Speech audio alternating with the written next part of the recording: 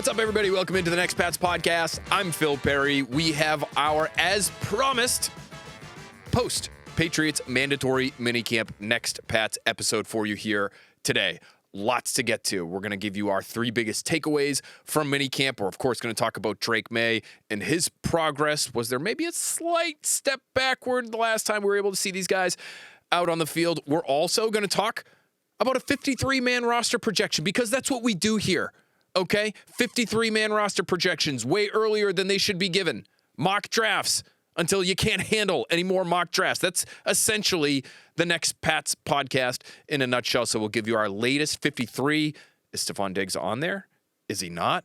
If he is, what does it look like? If he's not, then who gets added? All interesting questions, in my opinion.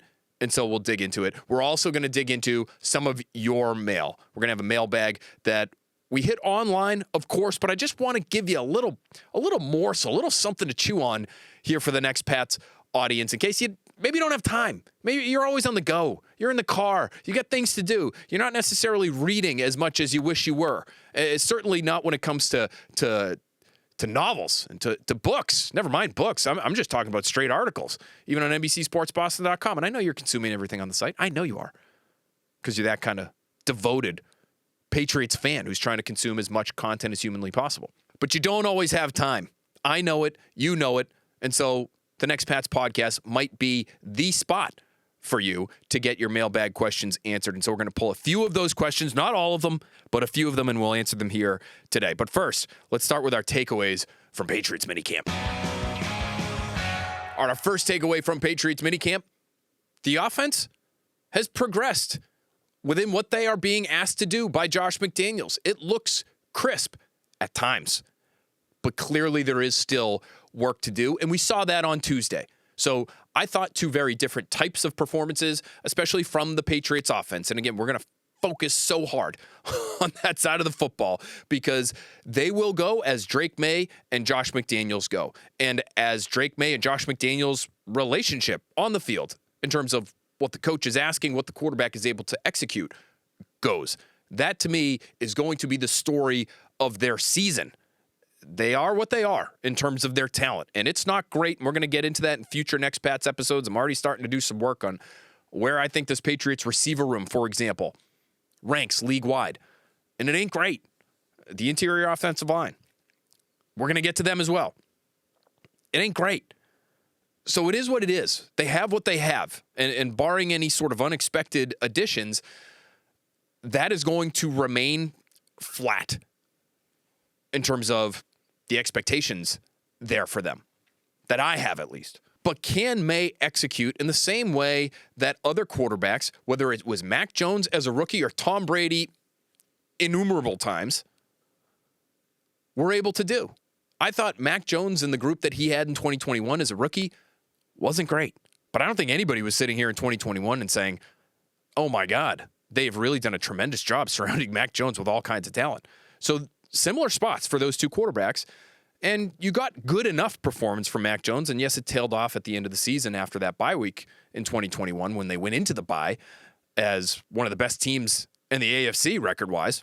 But they got enough out of Mac Jones to put them in position to win 10 games.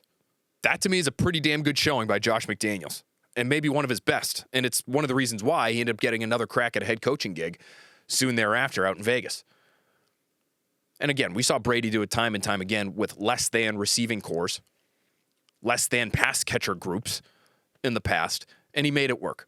Can Drake Maye elevate this unit in a similar fashion because he understands so well and he's able to execute so consistently with what Josh McDaniels is giving him? Does he have the ability to do that? I think he does. And based on the first minicamp practice that we watched, it was a pretty good example of, oh boy, if it looks like this come training camp, if it looks like this come the end of preseason, if it looks like this the first month of the season, they actually might be okay. Because it was crisp. That was the word that I used, whether it was on the Patriots Talk podcast or early edition. It was crisp, that first minicamp practice. And they're out there 11 on 11, ones against ones, and they're moving the ball down the field. No turnovers, Very few in the way of just wayward misses by Drake Maye. Check, check, and check. Excellent practice for the Patriots offense. Contrast that with what we saw Tuesday. They were in the bubble, indoors, less space, a little bit of a weird practice just because of the location. But I thought that was a sobering session for this group and for the expectations we should have for this group because it was sloppy. You had penalties on the offensive line, and whether that's due to snap count or just overall communication or a lack of focus, you had a drop by one of your best players in Ramondre Stevenson. You had time and time again the rhythm of these plays for the Patriots offense being completely disrupted, I thought, by pressure on the defensive side of the ball. It was a big third down and red zone day, and they were bringing it, the defense was. Double mugged at the line with their two off-the-ball linebackers. Five-man fronts, playing a zero technique, having a defensive end and Keon White playing a zero technique, head up over a center, and Garrett Bradbury and saying, stop me one-on-one with no pads on. We understand that. Mitigating circumstances to everything that goes on in the spring because it's not real football, right? But I think in terms of the overall operation, you would have loved to see a little bit more cleanliness going into your summer break as your last competitive practice before the summer. So let's just keep an eye on that. It was a good reminder. Tuesday's practice was a good reminder that they have a ways to go, that this progression for Drake Maye and Josh McDaniels and their relationship together is not going to be linear. There are going to be days, whether it's in the spring or the summer, that don't look good. Drake Maye threw an interception to Christian Gonzalez, just sailed Kyle Williams. Overthrow. Great play by Christian Gonzalez, one-handed catch, but not a competitive play on the receiving end. And that was due in large part to the location of the football. Could the receiver have maybe even done a little bit more? I don't know.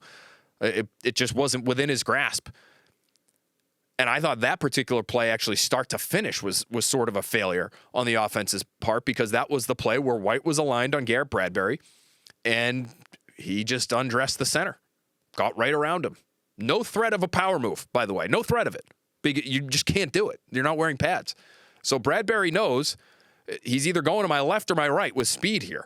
And he was shook at the line almost as soon as the ball was snapped.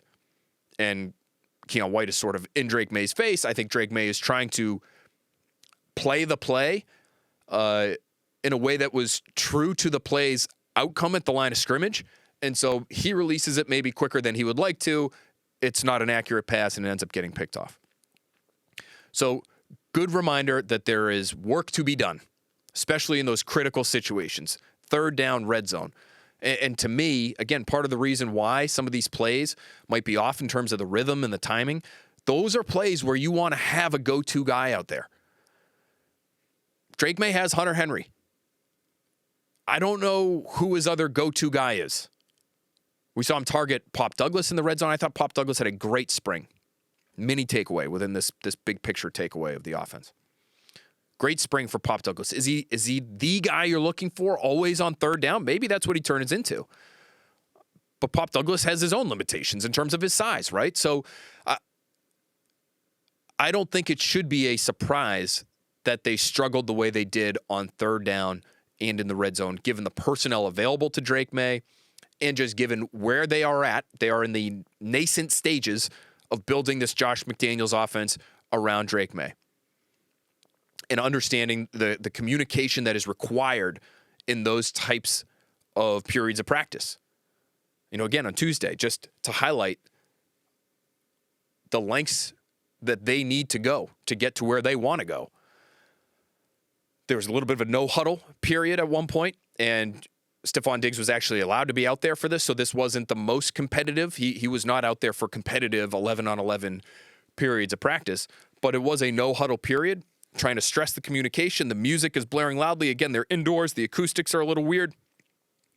Defense is throwing weird things at you, and they're no-huddling and getting to the line, and Drake Maye's using hand signals, and it looked to me, right, it just looked to me as an observer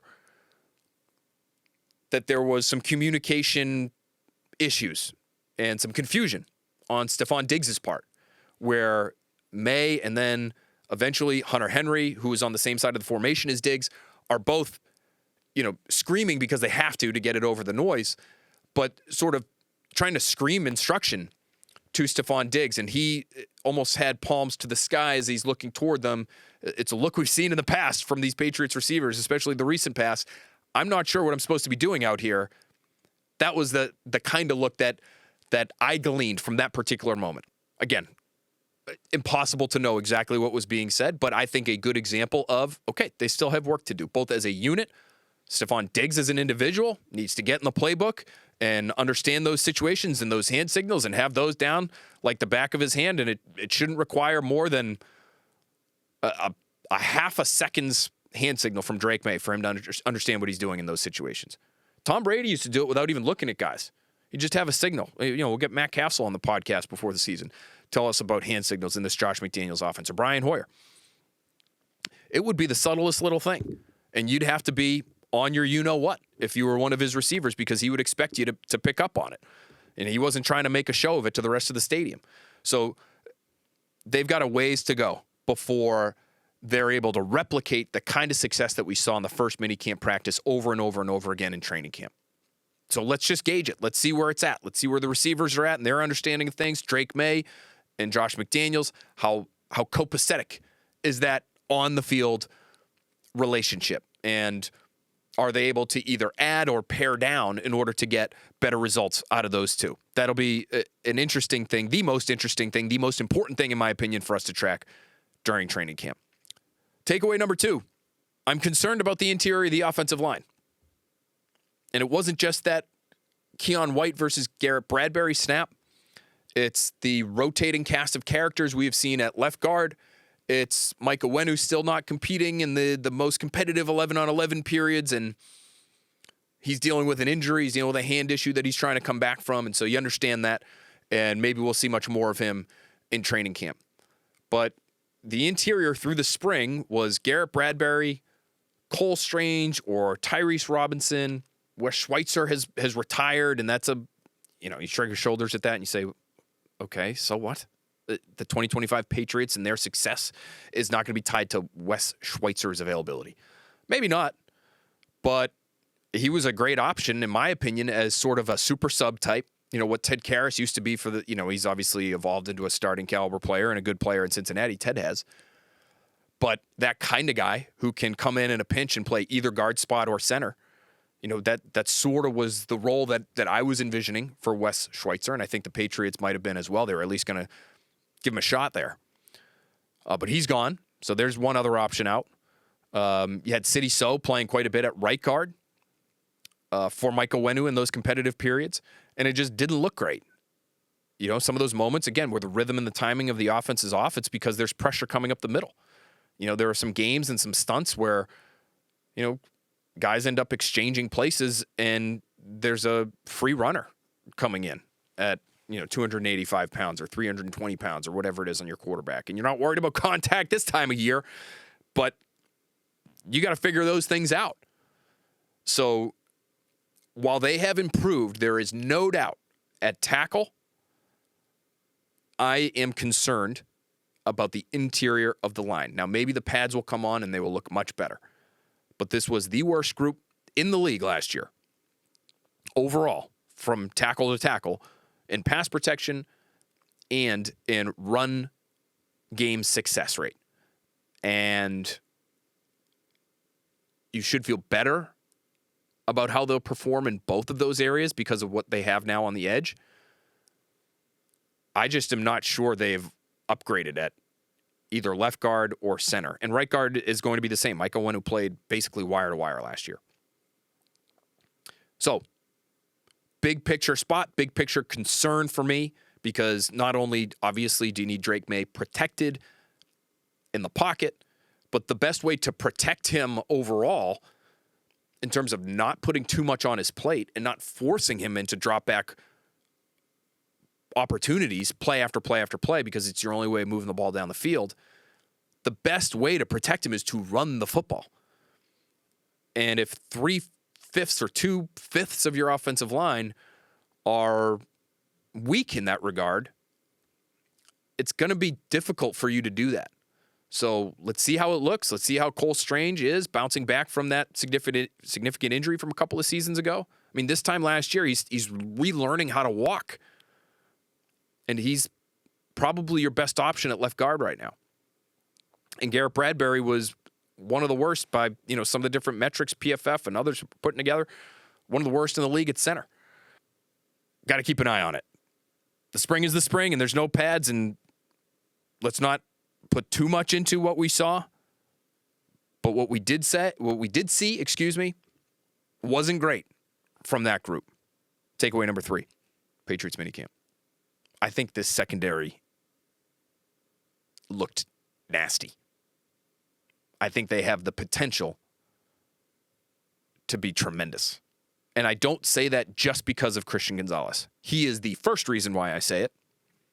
To me, he was the MVP of Patriots minicamp. Not only was he constantly making plays on the football when he had the opportunity to, but I thought 2 of his interceptions were incredibly impressive. One for his understanding of the game and one for his pure physical ability and his smooth approach to his technique. And that was evident on the one-handed interception that we saw on Tuesday on minicamp.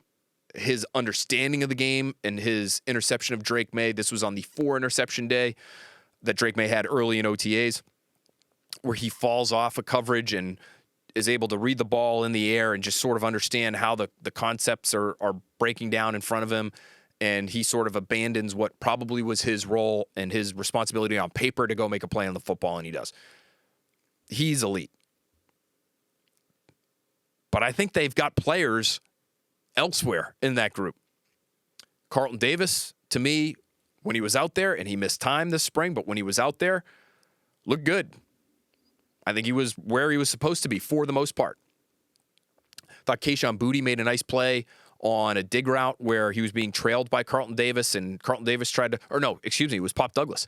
Carlton Davis tried to wrestle him to the ground, wrestle the ball away as they were both falling to the ground. Pop Douglas was able to hold on. I guess you would say that was a win for Pop Douglas, but otherwise I thought Carlton Davis was fine when he was out there, and I think he's going to be a good starter for them. Good compliment to Gonzalez. And the safety room, I think, is deep. Jabril Peppers, to me, looks healthy, and he is loud. He's going to be one of the voices of this team again. Great energy from him still.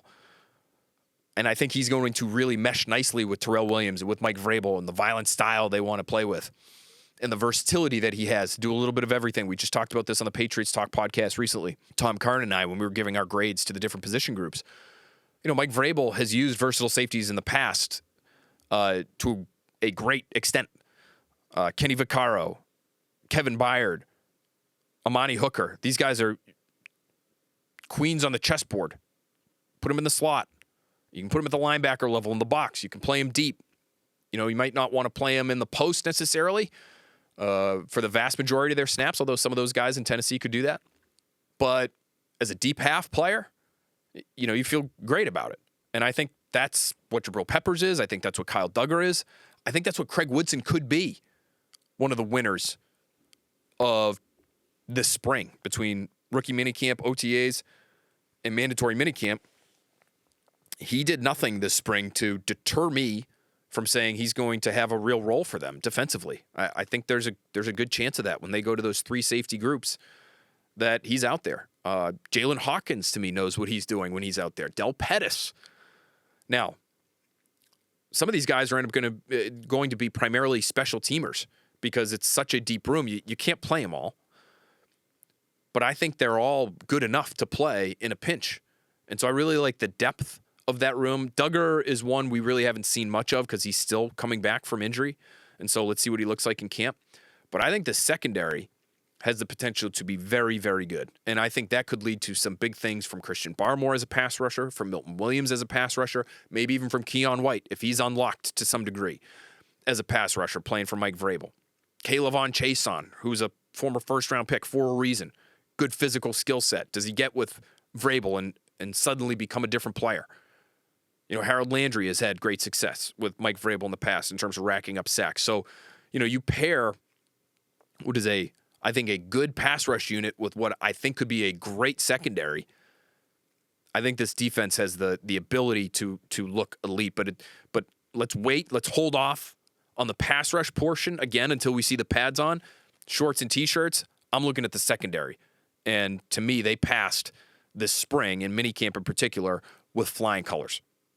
I also think for Drake Maye to progress the way that he wants to progress in this offense, and for the Patriots to get out of him what they hope to get out of him, he is going to have to show that he's grown as a leader too.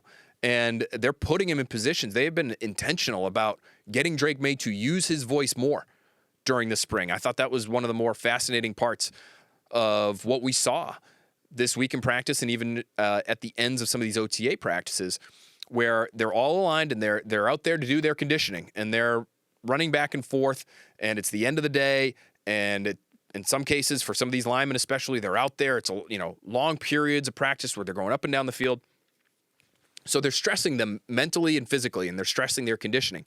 But they're stressing Drake Maye because he has to be the one in the middle of the field with about 50 guys aligned on the goal line with him, and Vrabel is standing right over Drake Maye, and he's asking him to use his cadence and to mix things up and to tell the team what they're going on and vary his delivery to, in some ways, challenge his teammates mentally, where, again, they're tired and their focus is strained. But it's a challenge to him to be the voice of the team as a 22-year-old, about to be 23. But this is something Vrabel has said that he's going to continue to do, is put him in positions to lead and to allow him to develop there, because they feel as though he does have good leadership traits. I asked Drake Maye about what Mike Vrabel said about him and how comfortable he feels being not only the voice of the team in certain respects, but also being the player, as one of their best players, young as he is, as one of their best players, and somebody that they certainly hope becomes their best player in the near future here, how comfortable he is being the guy to hold his teammates to the standard Vrabel expects, and that Drake Maye himself expects from those guys. Can he elevate from being the young player that is trying to make connections in the locker room and trying to find his footing in the league to, in year two, again, it's early and it's a lot to ask of a young player, but can he quickly become the guy to talk to a veteran who maybe has more time in the league than he does and say, hey, we need more from you. We need better out of you. He flexed those muscles a little bit last year, especially right before the Bears game. If you remember, the storyline there was he didn't like the way they were practicing. He asked Alex Van Pelt if he could address the offense behind closed doors in a team meeting. He was able to do that, which I think impressed a lot of his teammates, just the fact that he had the courage, quite frankly, to do that and to use his voice in that way. And they go out and they win on the road in Chicago a few days later. But can he consistently do that? And when things pop up, is he going to be okay with being the bad guy? And call it what it is. But we've seen quarterbacks, great ones in the past, all across the league, but Tom Brady especially, do that here. And so here's what Drake Maye had to say when I asked him about being that kind of leader and how quickly he can become one of those guys. Drake, before practice, Mike was talking about how, your leadership qualities. He said, it's a unique situation. He's 22 years old. Yeah. Still a young guy. How comfortable are you, though, because you guys are all learning this new offense, kind of getting after guys if you feel like you need to when things aren't going the way they should? I think that's something that I think is needed. I think Coach Vrabel's kind of set that tone when he came in here and got hired of, hey, if you're not doing the right thing repeated times, there's going to be some consequences. And I think that's something we need to establish. And I think it's something that, me growing up with 3 older brothers and around older people my whole life, I've kind of been comfortable. And kind of once I got acclimated, which I feel like I definitely am now, to kind of step into that zone. And, hey, I think especially for offensively, if somebody's not doing their job, and it starts with me, I got to do mine first. But if somebody's not doing their job and repeating mistakes, I think there got to be a consequence. And I think at some point it hurts the football team, and I think it hurts everybody in that building. All right, let's get into our ridiculously early. This is our second ridiculously early 53-man roster projection. Okay, strap in. Quarterback, you've got 2. Drake Maye and Josh Dobbs. Not a whole lot to talk about here. You understand how that group is constructed. You're probably going to end up with a third quarterback on the roster for the practice squad. Maybe it is good old Ben Wooldridge, who has been with the team since signing as an undrafted rookie. At running back, we have 4 names here: Ramondre Stevenson, Antonio Gibson, Travion Henderson, And Lan Larison. I am going to include Lan Larison. Not yet a friend of the podcast, but I feel as though we have some connection with Lan Larison because we talked about him before the draft. Talking to his head coach. This is where you're going to get your Lan Larison intel. Let's be honest. Here on the Next Pats podcast. And I do have him here. I see him being used consistently in the kicking game. I see him being used as a receiver out of the backfield at times. And this might be almost a little bit of a pre-draft bias that's factoring into my 53-man roster projection because it's not as though he's lit it up this spring the way somebody like Efton Chisholm kind of has. But I do think he would be of use to the 53-man roster, and it would be primarily in the kicking game. But certainly if somebody like either Antonio Gibson or Travion Henderson were to go down, he just gives you more depth at that position, which I like. On to receiver. Now, this is where it gets sort of interesting. Because is Steph Diggs going to be available to them? And I think that could be the key to Efton Chisholm making the roster. Let's look at it, though. The version with Stefon Diggs would look like this.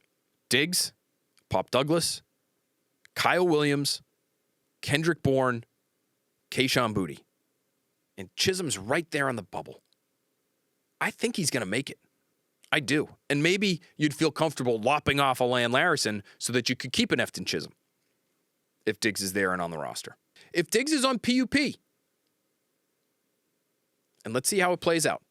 He certainly looks farther along than Kendrick Bourne did, say, this time last year. But it's an ACL. And Diggs is on the wrong side of 30. And as good as he looks at times physically, I still think in terms of short area quickness, stop-start ability, the things he needs to do at this stage of his career, I'm just not sure he's really there yet. As impressive as he's been at times. So, if he's not around, now you are keeping Larison, and you are keeping Chisholm, and you're really not worried about it. I do have Kendrick Bourne on the roster in either case, and I have Kayshon Boutte on the roster in either case. Boutte, to me, feels safer than Bourne. I think Boutte is the kind of player that they feel like could play on the outside. We saw him do it last year. And we've seen him do it a lot with the top group of Patriots receivers. There have been times in practice this spring where you have Boutte and Pop Douglas and Stefon Diggs all together. And these aren't the most competitive periods of practice, but when you see those three guys out there with the top offensive line, with Drake Maye, obviously, with maybe Ramondre Stevenson and Hunter Henry, you start to give that group and what it looks like, how it's constructed, real weight. Oh, okay. This is how they see these guys right now. And it doesn't mean it can't change or that it won't. Who knows? Maybe by the end of training camp, they look at Kyle Williams and say, we just can't keep this guy off the field. He's too damn fast. He's catching everything. So maybe that would push Boutte to some degree. But I feel good about having Boutte on the roster right now, and I've got Bourne on as well. The Chisholm versus Larison debate is an interesting one. So right now, because we've given Larison that spot, and because I think we've got to keep Chisholm on. We're going to keep Chisholm on too. We're going to find another spot to subtract from if Diggs is going to not be on PUP to start. We're not subtracting from the tight end room. That's a room of three, and right now it's Hunter Henry, it's Austin Hooper, and it's Brock Lampe. Brock Lampe, friends, in the starting offensive huddle during much of Tuesday's practice, because a lot of the formations they were using had a fullback. He's the guy. He looks like the guy at fullback. They could use a tight end there. They could if they really wanted to. But to me, he feels like the best option for that role, and I think they're going to want to have that role with Josh McDaniels. So that's a room of three. So your offensive skill group is Stevenson, Gibson, Henderson, Larison, Diggs, Douglas, Kyle Williams, Efton Chisholm, Kendrick Bourne, Kayshon Boutte, Hunter Henry, Austin Hooper, Brock Lampe. They're not exactly world beaters, okay? But it's a better group than what they had last year. Now we're going to get into the offensive line, and you're going to see how the roster sort of moves and shakes. Will Campbell, Cole Strange, Garrett Bradbury, Mike Owenu, Morgan Moses. Now you get into your backups. Caden Wallace, I think we're locking into a backup spot right now. And to me, he has looked like more of a guard than a tackle during these spring practices. So just keep that in mind. Sidy Sow has been playing quite a bit with Mike Owenu limited because of a hand injury. He's going to be on this projection. Jared Wilson, he's been limited as well. But the rookie third-round pick, we're going to include him in the roster. And to me, with Diggs available and not on PUP, this is maybe where you would play with things a little bit. I would keep Vidarian low because I look at Caden Wallace. Yeah, he could play some tackle in a pinch if you had an injury. But Wallace, Sow, and Jared Wilson are all interior guys. You need more tackle depth there. And while Lowe really hasn't played in the spring, I think given his experience, his length, he played through injury last year. That's something that, to me, this coaching staff would appreciate and respect. I think he would be your backup tackle along with kind of that swing person in Caden Wallace. DeMontre Jacobs, you let him go, and you hope you can bring him back and have him on the practice squad. To me, he's played left tackle and right at times this spring, and he's been very much in the mix as a backup. But that's how I would play it, is if Diggs is available, then you're not going to stress out about keeping DeMontre Jacobs. If he's not available, if he's on PUP, I don't know if that necessarily means you're keeping Jalen Polk or you're keeping Javon Baker. I think it could mean you're keeping an extra lineman just to feel a little safer at one of those spots. And this is all going to be changing and different depending on injury and things of that nature. But that's sort of how I would play it. And the reason why you're wondering, you're sitting there, you're saying, where's Jalen Polk? This guy was a second-round pick last year. I get it, and I get it. Elliott Wolf was still here, and maybe he would pound the table and say, sorry, Mike, we're keeping this guy. This was my second-round pick last year. This is my second pick being in the big chair. And I know you weren't here, and I know you have no ties to him. Josh McDaniels, I know you weren't here. I know you have no ties to him. We're keeping this guy, damn it. Could I see Elliott Wolf doing that? I guess I would understand it if he did. For me personally, and it is at the end of the day, it's my 53-man roster projection that we're making at a ridiculously early point in the schedule here. Until we see Jalen Polk play well, I don't think we can just reserve a spot for him. And I know he had his moments last year in training camp, and I would even give you that one of the most impressive incompletions of last season was a deep ball down the left sideline from Jacoby Myers to Jalen Polk, and he was ruled out of bounds late in that game. I actually thought it was a catch. But right between two defenders, great ball, great catch. You want to point to that and say, this kid can play? Fine. It's just, that was a while ago. And he had all year last year to show something. And this year, so far at least, he's been banged up. So we'll see in training camp. I think he's going to, based on what we could see him do, he should be much better off, and we'll see him actually compete and see how well he's getting open and things of that nature. Right now, until we see him do it, hard to give him a roster spot and just hand it over to him. There is some precedent for Patriots second-round picks not being with the team in their second seasons, and it's Duke Dawson. Some recent precedent there. There may be other examples. Let me know in the comments if you could think of one. But Duke Dawson was traded before he got to the regular season in his second season and ended up in Denver. So maybe you end up doing that with somebody who loved Jalen Polk coming out of college, and another team says, we can figure him out here. If you can get something back for him, maybe that's something you'd be willing to do. But if they felt great about him, they wouldn't be going head over heels for guys like Chris Godwin and, like trying to make the additions that they've been trying to make to that receiver room.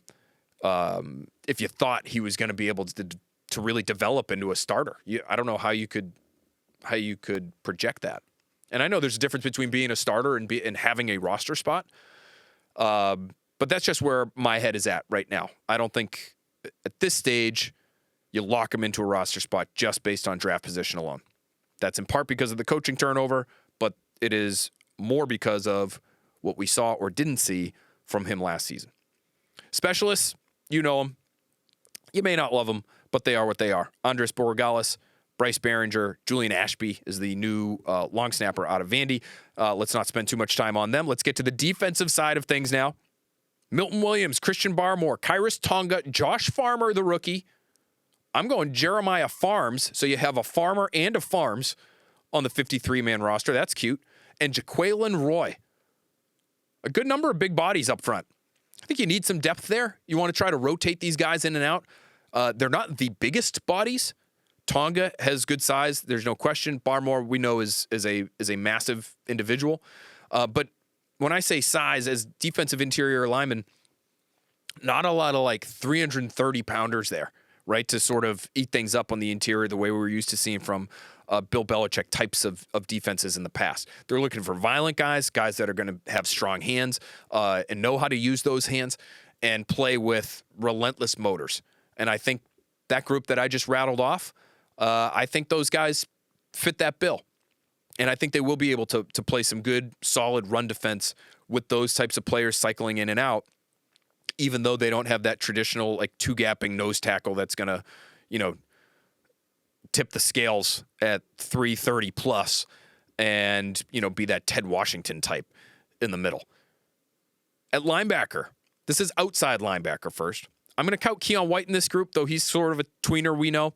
And I just described for you a play where he's playing zero technique, so he's right in the middle of the line. But Keon White, Harold Landry. I'm keeping Anthony Jennings. Did not hear much from Anthony Jennings this spring, but he's really a run game player. This was passing camp. Giving him a pass there. Kaylavon Chason is on my 53-man roster projection here. He was out there early quite a bit with the Patriots defense. Again, former first-round pick. Can they get more out of him than teams in the past have been able to get out of Kaylavon Chason, who's number 20 overall back in 2020 out of LSU? He's got traits. We know that. And then you have Braden Swinson out of LSU, another LSU guy, but we're going to keep him on the roster too. Day 3 pick, one of these steals of the draft, according to many. We're putting him on the roster here based purely on that kind of projection alone. Like, we didn't see a whole lot, in my opinion, from Swinson as a pass rusher this spring. Let's see what it looks like with the pads on. At linebacker, true off-the-ball linebacker, we ain't got many. Robert Spillane, Jack Gibbons, Christian Ellis. That's it. Shortened to the point. Means no Marte Mapu.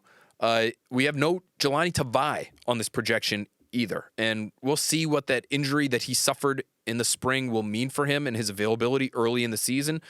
But you may see him on some kind of reserve list for training camp that is not based on anything I have heard of late. But, he's out there just watching. He is on his own 2 feet, and he is wearing nothing but a sleeve, really, on his injured leg. But for this 53, we're projecting that he wouldn't be available. If he is, then maybe you're looking at parting with a Jaquelin Roy, or you're looking at parting with a Lan Larison again. Some of these guys that are kind of, men number 50 through 53 on the roster. Because I think Tavai can still be a very useful player, and if he was healthy and available, I would have him on here. At corner, Christian Gonzalez, Carlton Davis. Marcus Jones made a very nice play on Kyle Williams, ripping the football away on a target into the end zone, back corner of the end zone. Looked like Kyle Williams had it for a touchdown. No. Marcus Jones gets his hand in there and is able to rip it out. Some good strength from the diminutive defensive back there, Marcus Jones. Alex Austin is on this projection, as is Marcellus Dial, who I think is going to be primarily a special teams guy, but he's on there as well. 6th-round pick from a couple years ago. Then at safety, deep group here. And maybe you see one of these names not make it, right? Okay, so if Tavai's healthy, maybe you lop one off here. But I like most of these players. Kyle Duggar, Jabril Peppers, Craig Woodson, Brendan Schooler, Jalen Hawkins, Del Pettis, and Marcus Epps. If I had to remove one from that group, it would probably be Epps. But he has some background with, guys on this coaching staff and has played a lot of football, and I could see them seeing him as a useful player. It is such a deep group. And I don't know if he's giving you more on special teams than somebody like a Hawkins or a Pettis. Like, I could see that being sort of a tiebreaker of sorts if you're talking about those 3. Whereas the other 4, I feel like are locks when you're talking about Schooler, Woodson, Peppers, Duggar, as long as they're healthy. So that to me is your 53. Add them all up. Count them up if you want to. And if I screwed it up, I screwed it up. But there is some, there is some wiggle room here. I think the most interesting questions are at receiver, number one, is Stefon Diggs available? Number two, does Jalen Polk have a roster spot just based on his draft position from last year? Staying on the offensive side of the ball, how much offensive line depth do you want? I have 1, 2, 3, 4, 5, 6, 7, 8, 9. I have 9 offensive linemen on this list. It's a pretty hefty list right now. But I think 9 is fair. And I was even talking about maybe sticking DeMontre Jacobs on there somehow. Or maybe you're a fan of, straight out of Boston College, Jack Conley, the undrafted rookie. Maybe you want to try to find a spot for him on the 53. How much depth do you need there on the offensive line? That one is an interesting question. On the defensive line, what's that rotation going to look like? You want 6 there? Or should it be closer to 5? And then, you've got somebody like a Jaquelin Roy who is kind of toggling between, if you can do it, or Jeremiah Farms, if you can do it, toggling between practice squad call-up and 53-man roster. And then at safety, you have so many names there. I just wonder if somebody like a Marcus Epps, would be a quote-unquote surprise. And it wouldn't be a major stunner if he ended up not making the roster. But just as somebody who has played in the league before and has experience and has some experience with his coaching staff based on his time in Vegas, like those to me are the questions and right now where I could see some fluctuation in projections. Where did I screw up? Let me know in the comments below.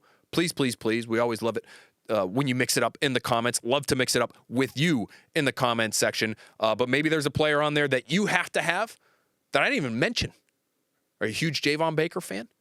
Not feeling great about his chances right now, but maybe you are. If you are, let me know. Let's hash it out.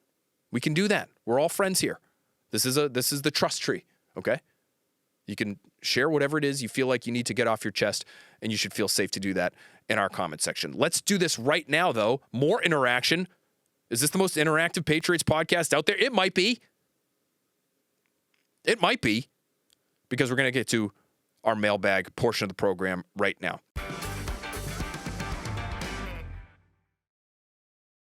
We will answer on NBCSportsBoston.com.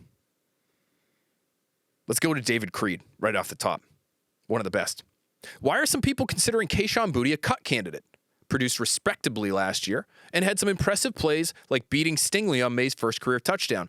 Just turned 23. I love Bourne, but wouldn't keeping Boutte over him make more sense given upside and age? I agree with you, David. If it were up to me right now, and if it were based off of what we saw in the spring, Boutte over Bourne. Period. To me, Boutte's on the team right now. And I don't think I felt that way when we did our first ridiculously early 53-man roster projection. I'm going to pull it up right now. And I'm going to see if we had him on the 53. Because I'm not positive I did. And I have it right here because I'm fantastic at multitasking. I did not. I had Kendrick Bourne over Boutte. Oh, there's another name that we need to mention in this receiver room. And how could I forget? Because if he's healthy, he's going to be on the roster too. We just didn't see him participate at all this spring. And it makes me wonder, is there a chance he starts? Never mind Stefon Diggs on PUP. And I'm glad I went back to check this because you might be screaming at your radios right now. Your radios. Get with it, Perry. Nobody's listening to this on the radio. You might be screaming at your phones or at your center console if you are in the car right now and it's plugged into the phone. Or you're using your Bluetooth situation. Mac Hollins. This guy's making the team if he's healthy. Just so you know. Mac Hollins, if healthy, will be on the roster. Okay? We all clear on that? $3 million fully guaranteed. The only reason he might not be, and the reason I didn't have him on this projection, is because he's clearly banged up. Didn't do a single thing this spring. Other than, and I give him credit for this, be around. He was around. And he was in sweats. And shoes. Interestingly enough. Didn't think he'd be wearing shoes, but he was wearing shoes. If he's healthy, he's going to be on the roster. They gave him too much money for him not to be on the roster. So, like, follow the money. That's where you start. But is there a chance he's not ready to start the season based on whatever injury he's dealing with? We'll have to do a little more digging on him and when he might be available before we get to training camp. Let's make sure we track that down. But that's another one where, he's going to take up a spot too, if he's around. So I would even have Hollins probably over Bourne as a roster lock. I do think there's a world in which Kendrick Bourne is sort of on the bubble here. And if Diggs is available and Hollins is available, there's one. There's two. Kyle Williams is making the team. There's three. I think Kayshon Boutte over, as I just mentioned. Kendrick Bourne right now. There's four. Are you going to put Efton Chisholm on there? Not ahead of Pop Douglas, you're not. There's five. There's five receivers before we get to Bourne or Polk or Chisholm or Baker. So, I don't know how you could say that Bourne is a lock, quite frankly, at this point in time. As much as I like him, and I think, they all love having him around. There are just other names on that list that you're gonna take for a variety of reasons, whether it's skill or money or youth that you're going to take, or draft status or proven production in Pop Douglas's case. There's just a variety of other names. I think there are five names on that list that, if healthy, you're going to take as a more solid roster candidate than Kendrick Bourne. And I would have Kayshon Boutte on that list. Let's do that again. If everyone's healthy, Steph Diggs, Mac Hollins, Kyle Williams, Pop Douglas for sure. I'm going Kayshon Boutte. Then I probably would go Bourne and Chisholm in some kind of order there. How that order works, I don't know. But that's seven. Maybe they keep all seven. But it also doesn't include Jalen Polk. But that just it just gives you a sense of, I guess, the depth of this roster, but just it forces you. Why I like doing these 53-man roster projections is it forces you to go through the exercise, right? And you have to think about contracts, and you have to think about draft status, and you have to think about age. And Kendrick Bourne has a handful of those things working against him. So is he, to me, still an NFL receiver? He is. Is he a lock to make the roster? He is not, in my opinion. And to get to David Creed's question, would I take Kayshon Boutte over him? I would. There you go. That was like 3 mailbag questions in one. This next one is from Todd Johnson. Todd says, external LG options, : nice. Should the Patriots inquire about Elton Jenkins from the Packers, who's an above-average left guard, but being shifted to center? Reports indicated he was not happy about that shift. I saw similar reports. He skipped the voluntary portion of OTAs. He showed up at mandatory minicamp, but isn't participating as he tries to make that shift, or they try to get him to make that shift from left guard to center. So certainly a name worth keeping an eye on, the same way that the Patriots should be, and I'm sure are, keeping an eye on this Terry McLaurin situation. They have money to play with, people. And so if these guys become available, it becomes a question of what would you be willing to give up to get them. That's where, obviously, it's a little bit more complicated than free agency, where you're just talking about expending finances. This would be a draft pick as well as money, potentially. Certainly, in McLaurin's case, it would be significant money. And Elton Jenkins, let's just look up his contract right now on overthecap.com. Those guys are the best. Elton Jenkins contract details. So he's still under contract for a few more years here. For 2025, he has an 11.7 base salary. And he has $600,000 in per game roster bonuses. If he was traded, this would be post June 1. If he's traded, he would save the Packers quite a bit of coin, $12.8 million against $4.8 in dead money. The Patriots would be able to take this on very easily. If he's available, certainly worth checking it out. I like the thought, Todd Johnson. Try to take advantage of other teams and their disgruntled players, especially the ones we know can play. Take a quick break here for 1 second and just try to find Elton Jenkins.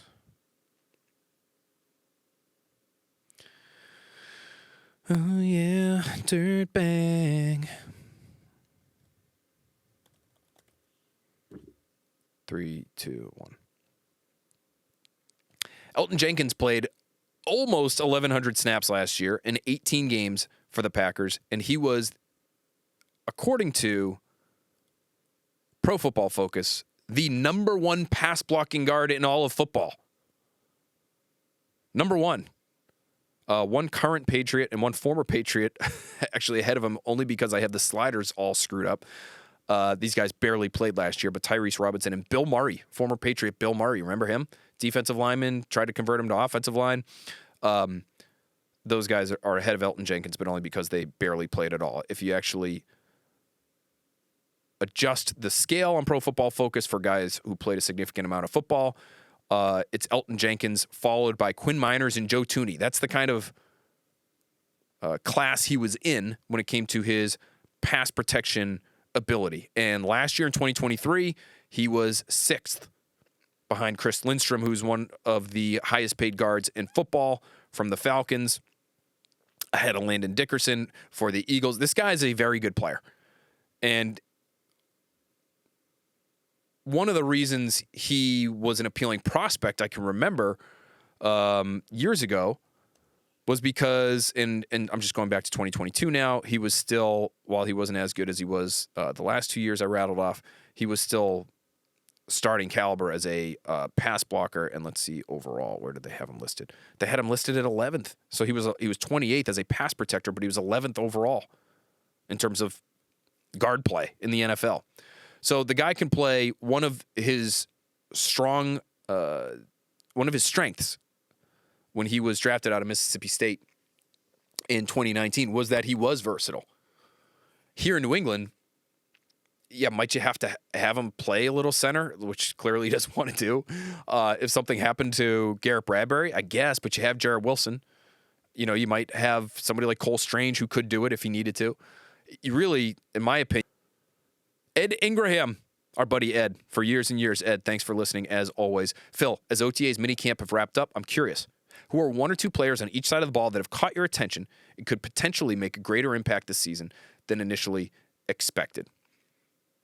K'Lavon Chaisson on the defensive side is something that I would be paying attention to. Just because you combine the first round skill set with the coaching that he's about to get in, already starting to get, and based on what we saw from him at minicamp, he looks like a contributing player. Like he didn't look like a roster bubble guy. Now he might be when all is said and done and we get to the end of the summer. But that's one name on the defensive side. On the offensive side, it's easy to say Efton Chisholm. Now, he was not getting the same level of top offense reps that he was about a week ago when Kendrick Bourne missed an OTA practice and he was being targeted left, right, and center by all 3 quarterbacks. He basically had to run all day long out of practice because he was being used with the top guys, but also the backups, as he, I'm sure, was used to. So it's easy to say Efton Chisholm offensively. I'll throw one more name offensively at you just because I'm really interested to see how this works in training camp. You know, we mentioned the receiver position. The other problem area to me, again, is guard. Does Caden Wallace push a Cole Strange for a starting spot? Does he push a Layden Robinson, who to me isn't really right now, based on what we saw this spring in the conversation, to start at left guard, but has, obviously played there in the past as a rookie in 2024?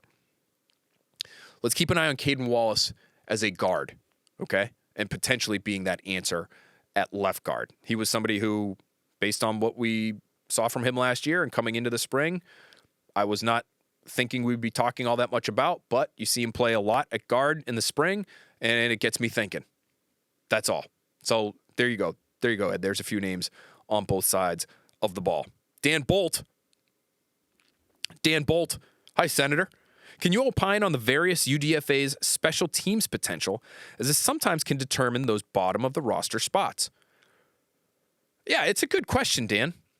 And the two names that first come to mind would not be the UDFA that we're talking about the most, which is Efton Chisholm, because I don't see him being a big-time contributor in the kicking game. Maybe that could change, but even in college, he was not the world's most productive punt returner, which is something that he did a little bit, but just didn't come away with whopping averages there.